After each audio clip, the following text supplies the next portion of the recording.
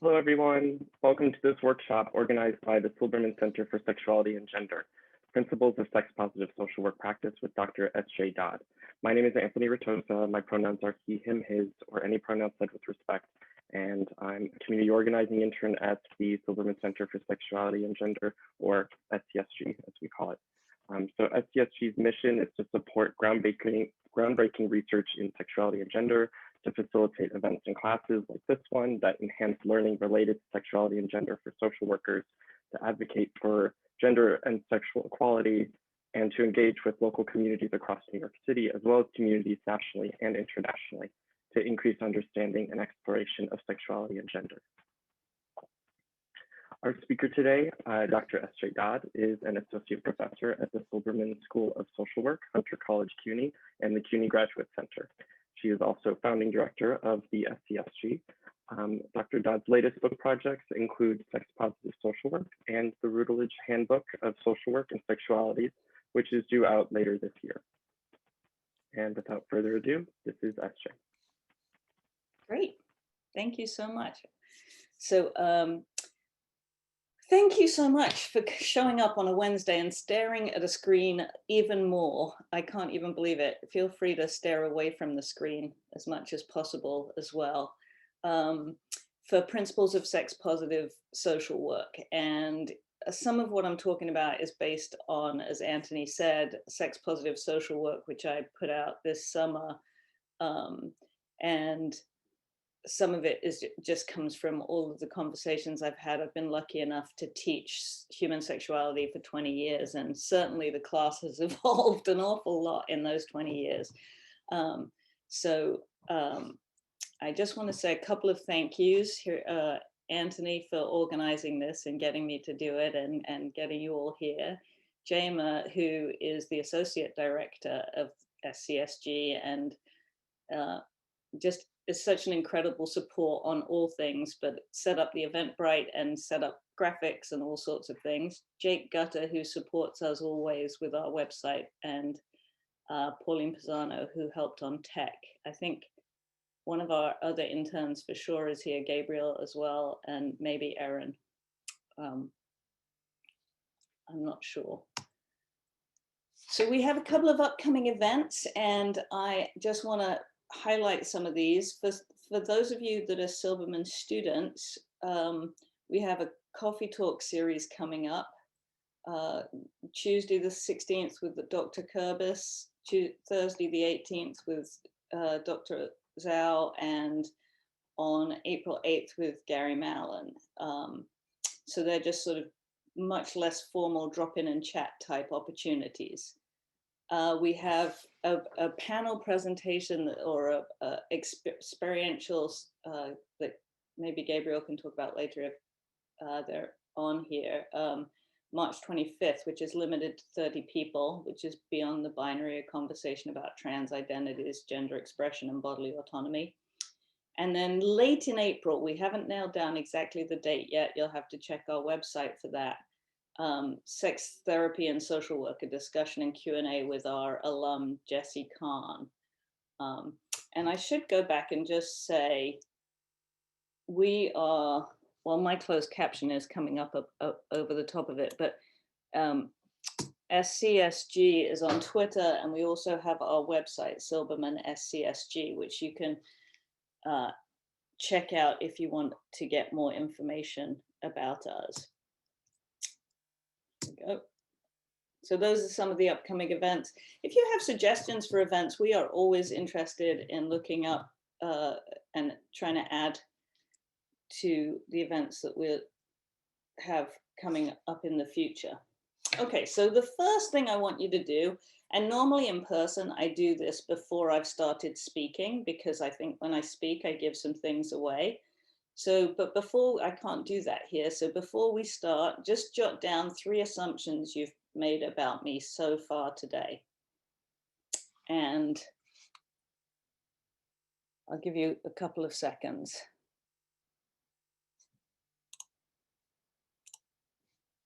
All right, and why don't you be kind in the chat and suggest some assumptions you made about me already today. And while you're chatting, I'm putting up a poll for you to tell us if you're a Silberman student, a practitioner, an educator.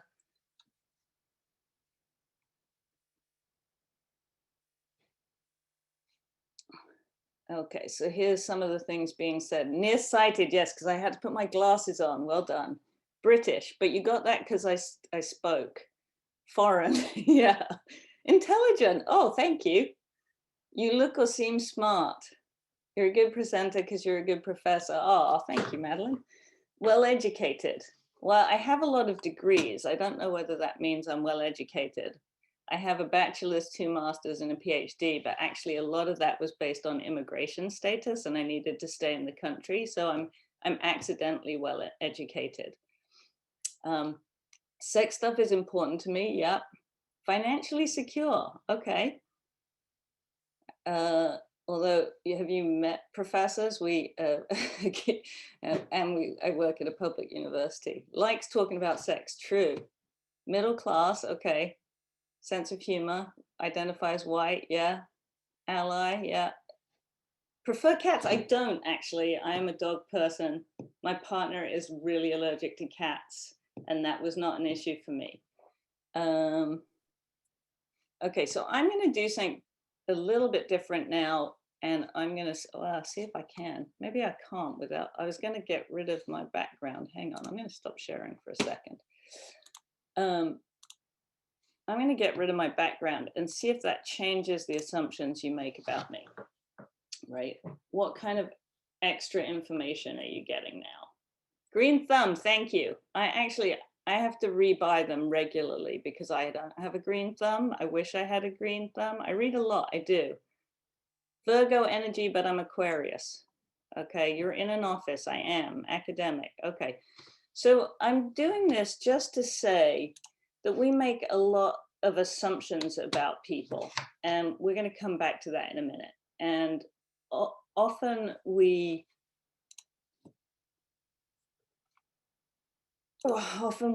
hang on, sorry, doing some math there. Often we make assumptions before we've even spoken to someone. So if we were in person, you'd have been able to see how tall I was, whether I was able to walk, what kind of clothes I had on. People often in these situations, when I do it in person, talk about my shoes. I have no idea. I don't wear particularly interesting shoes, but my shoes seem to create an issue. But I wanted to just point out that we make a ton of assumptions about people before we even start, even on Zoom, by the backgrounds they choose or don't choose, the things that are behind them, the ways they present themselves, whether or not we wear our glasses, those kinds of things. And I'm going to come back to that in a minute. So we've got 67% of you are here. I'm going to end the poll so you should be able to see this. Share results. So we've got a lot of Silberman MSW students, 1 PhD student, 10% that are students not with Silberman, some practitioners, some educators, some other. So that's exciting. I'm so excited to have so many different, especially students with us. Experience of sex education. Was it comprehensive, positive, inclusive, and affirming? 17% is higher than I normally get. So that is a positive to me, because that means that we're moving in the right direction and that there is access to comprehensive, positive, inclusive, and affirming sex ed available. Some got comprehensive technically, but not inclusive. A big chunk got, it was okay, but not great. So that's good. But 30% got negative risk and fear-based or non-existent sex ed, and that's much more common.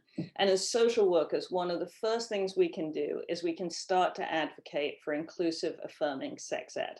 That's one of the most important things we can do. Especially, and I'll come back to this, but right now, we have so much mental health distress happening in adolescence, and it's amplified by the pandemic, right? But so I just feel like one place where social work can intervene with that is by creating inclusive, affirming sex ed for everyone. so that they can see themselves reflected back, and we can try and ease some of that tension that's created by invisibility, fear, and feeling non-existent, feeling shame, generating shame. And then I screwed up the poll when I made it. I wanted to release these questions at different times, but I made the poll and it all sort of mushed together. So we're getting all the polls at once. But how many of you avoided talking about sex with a client? 23%. That is usually a lot higher. So I guess that you're part of why you're choosing to be here is because you engage this stuff and aren't scared to engage this stuff. So that's exciting. Okay, so I'm going to go back to sharing my screen here. And hang on, if I do that, you know, it'll go away. Good. I had a panic moment. Okay, so we've got my 3 assumptions, and part of why I'm here is because sex within social work education has been typically very limited in curriculum content. Sometimes it gets a week in human behavior. It gets woven in a little bit in practice classes. I'm hopeful that it's getting better. But for a long time, it had been invisible or avoided. And I've heard from so many social workers that and students that they avoid talking about sex in practice, that if their client brings it up, they sort of awkwardly change the subject or deflect. Supervisors have told me that they don't like to talk about it, that they when their student brings it up, they deflect or avoid or change the subject or suggest they do some, read something about it. When we do talk about sex, it tends to be from a deficit model.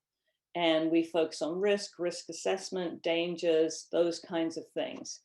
So my goal is to shift that lens slightly. One is to increase visibility of sexuality in social work and to really begin to see it as a critical piece of the context of a person's life. I also am aiming at shifting away from the deficit model towards a sex positive strengths perspective, where agency, pleasure, desire gets centered. And that's not to say that we're ignoring the difficult stuff or the negative stuff or the trauma that's created around sex, but that there's a way to have a sex positive lens even within those conversations. And I'm also, part of my goal is to get you to add the sexual dimension to the biopsychosocial, because I think that a key piece, the sexual dimension of somebody's life is critical. And I had a chat with a colleague, those of you who know Martha Bragan, and she was telling me, she's like, well, I don't think you need to add the sexual dimension to the biopsychosocial because it should be there. There's a sexual component to the bio, there's a sexual component to the psycho, and there's a sexual component to the social. And that's absolutely true.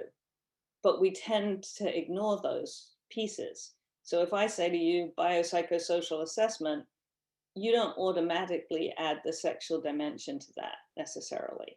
And so I'm just trying to amplify that as something that you should think about, something that you should do, and a dimension that you should care about. And part of why I do that is because there's a strong relationship between our sexual well-being and our overall well-being. They're strongly related. And also because we live in a world that is completely sexualized. So even if you identify as asexual, you're still having to navigate a world that sells things using sex, that sex is pervasive in media, social media, advertising, all those places. And so I think that it's really important to navigate that sexual or add that sexual dimension to the biopsychosocial. So here's another question for the chat. I got to find my chat again. What are some of the cultural norms around sex that you've been taught? And I was going to say shout them out, but that didn't go so well last time. So if you're going to shout out, monogamy is idealized. Yes, definitely. Sex results in orgasm. Should only be with someone you're with. Yes. Private. Yeah. Too much or too little is bad. Sex is taboo. I want to come back to that. Lots of sex is taboo. Sex can only happen after marriage. Cis men's pleasure is prioritized. We'll definitely talk about that. Masturbation is a sin. And you get told things like you're going to go blind. Like, how terrifying is that? You do not want to have, you don't want to take that risk, right? That it's shameful. Sure. It's very, oftentimes those conversations are gendered, right? There's purity. Yeah. So this is the context in which we're growing up and socializing people, right? That we're socializing people, we're hearing about negative, it's negative, it's invisible, it's avoided, or that there's the right way to do it in certain circumstances, in certain situations with people you're committed to for life. Yes, sex means penis and vagina. Talking about it with children and teens is corrupting. Yeah, absolutely. So a lot of what we've said, hang on, see if I can get back to this, is danger, danger. Oh, you can see my desktop, right? So can you see my chat screen? All right, I'll shut it so that it doesn't get in the way. So a lot of the cultural norms around sex, there's a few people that get to be the happy folks at the bottom, but most of it is danger, danger, warning, warning, right? And so a lot of what I hear is people with people is that they spend their 20s and 30s unlearning what they learned growing up, and all the negative messaging they got, and all the shame and the stigma and the messages about who's allowed to have what kinds of sex, who's allowed to initiate sex, what kinds of sex are acceptable, right? So that takes me to, a definition. So sex positive perspective encourages agency in sexual decision making and embraces consensual sexual activity as healthy, something to be enjoyed without stigma or shame. It embraces sexuality as a human right. Okay, so it encourages agency. It focuses on consensual. This doesn't mean that any sex is okay all the time. It means that you get to have agency in your sexual decision making, and that you get to decide what means consent for you and what activities you consent to with whom and when. But that we don't stigmatize behaviors simply on face value, that they have to, that we embrace somebody's right to have a positive, healthy sexual experiences. Okay, so sex positive social work centers agency, desire, sexual well-being, intimacy, arousal, and pleasure. And importantly, it centers those things without judgment or assumptions. So some of what we do is give people permission to have agency, to have desire. Some of Jack Morin's work on sexual peak experiences can be really important for people. People haven't actually thought of what was a peak experience for you? What were those moments sexually that were particularly pleasurable, and why? And just giving people permission to explore that. And I would say giving you permission to think about your sexological worldview. Citrin and Dyson talk about a sexological worldview, how you think about sex and sexuality, your thoughts and feelings about sex and sexuality. And they pointed out that we spend a lot more time thinking, especially right now, thinking about our political position and how we have nuance around our political understanding than our sexological worldview. So take some time to think about, what are the things that you have bias about? What are some of the things that you have hesitation about, or that bring things up for you? And like, give yourself time to develop your thinking around that. So the sex positive view doesn't mean we avoid talking about sexual risk and trauma. I mentioned that. We do so from a sex positive perspective. but it comes with the expectation that sexual agency and pleasure shouldn't, and arousal shouldn't automatically be shame-based and stigmatized. And I just want to talk again about comprehensive sex ed for a second. That doesn't mean I'm mandating sexual activity. Giving people the tools to make decisions for themselves, like everything else, we go deep into the internet and we research it, right? And we do consumer reports, and we're gonna buy something, we check it out, we do all this research, and then when it comes to sex ed, we think if we give people no information, they'll make good decisions. The less information we give people, the better.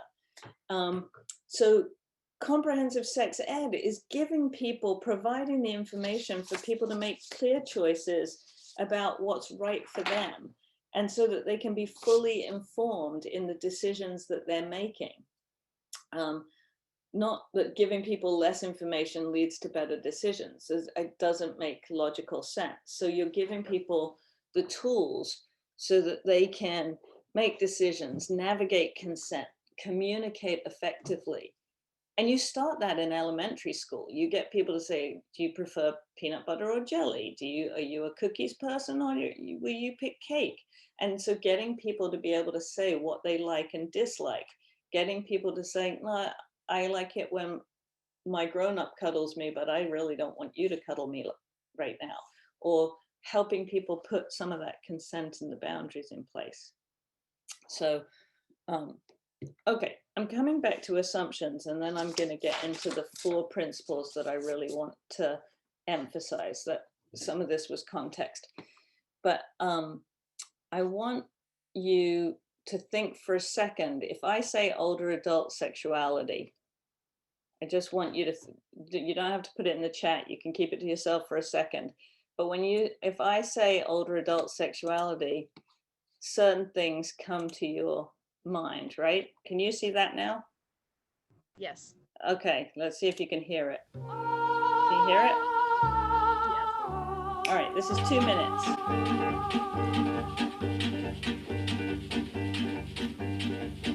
Kun on usva noussut, sade juuri mennyt, ja kun kylmä tuuli käy poikki nummeen. Heel veel mensen die geloven niet dat als je 80 bent, dat je nog seks hebt. Allemachtig. Se menneisyydestä kuiskaa kahlehtien.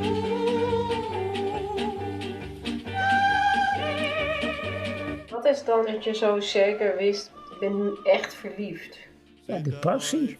Want ik kon ook vrij heel rustig aan iets anders denken. Nou, dat heb ik bij Xander absoluut niet. Dat is alleen maar genieten geblazen. Hè? Op de trompet, rettige tet.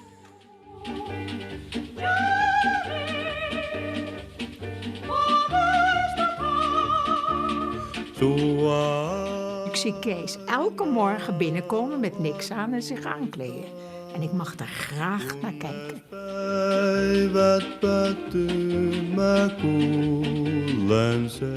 Iedereen heeft bedenkingen over zijn eigen lijf als het ouder wordt.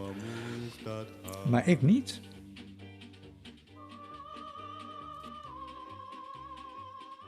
Ik ben stapelverliefd en dat merk je aan alles.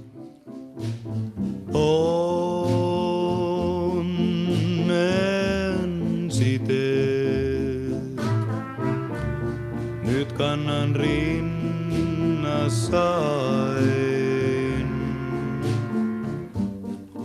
uuden sydämen taiotun.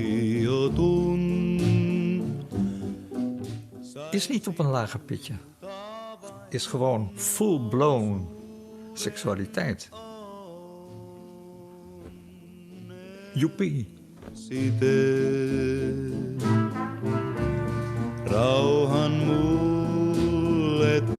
All right, so that's one of my favorite trailers for a movie, and I'm just wondering, it was beautiful, right? Yeah. So that I just put out there sort of what your thoughts of older adult sexuality are, and then I play that, and I hope that some of them agree and some of them clash, right? But And if I were in class now and had 2 hours, I would play it again, because I feel like the first time you don't quite get to absorb it enough. But it's the trailer for 69 Lovesex Senior from Holland. And you can just see how different cultural messaging can look, and how we make assumptions about older adult sexuality, but in fact, it may or may not look very different. So I just like to show that to test people's assumptions, alters the narrative, right? Yeah, totally. I always really enjoy it. Okay, so I better get to the principles, because I really want to allow a ton of time for questions and to hear from you. So the first principle that I've been talking about is don't make assumptions. I talked about the assumptions you made about me, the assumptions we made about older adult sexuality. This bottom piece is really very important here. Oh, blimey, I was trying to highlight it. But the cis hetero mononormativity assumptions, the ableist ageist assumptions, right? We grew up in a social context that privileges cisgender, that privileges heterosexuality, that privileges monogamy. It also privileges ableism and youth. So the people that are allowed to have sex are young and able-bodied, and that's not accurate. Okay. It also means that we make assumptions in this context where we've been socialized to believe that everyone's cisgendered, that everybody's heterosexual, and that everybody's monogamous. And that's not true either. So let the client tell you who they are. Let them tell you how they identify. And when they tell you how they identify, ask them what that means to them. They might tell you that they're poly, or they are gay, or that they're queer, or that they're straight. And don't assume that just because you know those words and have definitions for them in your head, that that's what they mean as well, right? So don't assume. Let them tell you. Ask them how they identify. Ask them what that means to them. Ask them who they partner with if they partner with people. Ask them about the genders of their partners. Phrase questions in a way that lets people tell you who they are and what they want to tell you. And I just want to re-emphasize, beware. We have been conditioned, purposefully conditioned, in a cis hetero mononormative situation where we've got to literally park that bias and let people tell us who they are and who they have sex with and what behaviors they participate in, or whether they have sex, right? So that's the first one, is don't make assumptions. The second one, create a welcoming and inclusive and affirming environment. This is literally my bookshelf from work, and I miss it. But I always tell people, and you can probably see behind me, I tell people one of the best things you can do, this is an old version of Crooks and Bauer, the one with the big writing. Buy a book that says sex on it in big letters and put it over your left shoulder or your right shoulder. That's probably the most simple thing you can do that gives clients permission to talk about sex, and a couple about gender and trauma and other things. But make sure one of them says sex in really big letters so that it's visible. Check your intake forms. Look for the language on your intake forms. Is it inclusive? Do you cover a range of sexual identities? Do you cover a range of gender identities? Do you give people room to describe who they are? And we don't have it up on our resource page right now. It is in my, there's a version of questions in Sex Positive Social Work. I did do a piece on sexual identity and gender identity questions, but between being public, like between me sending it to the publisher and it coming back, they're almost out of date. Like they definitely could still be edited. So we are going to put resources on our website. But test your intake forms, make sure they're inclusive, make sure you, somebody mentioned yesterday in my class, look at the mission statement for your agency. is it gendered? They were working in an interpersonal violence agency where the language in the mission statement, that they had become quite progressive in their practice, but when they looked back at the mission statement, it was still really gendered. So checking the mission statement can be helpful too, but give people permission, create an environment where people are reflected back. And I know that my book and this talk is called Sex Positive Social Work, but I really want to expand it to sex positive, gender affirming social work. There's so much violence and discrimination against trans and gender expansive and non-binary people that we really need to be much more deliberate about our inclusivity and being gender affirming as well. The third principle, don't avoid. So many people talk to me about just times that they've deflective conversations when they knew that their client wanted to talk about sex, but didn't. And they really took the easy, sort of the escape route. So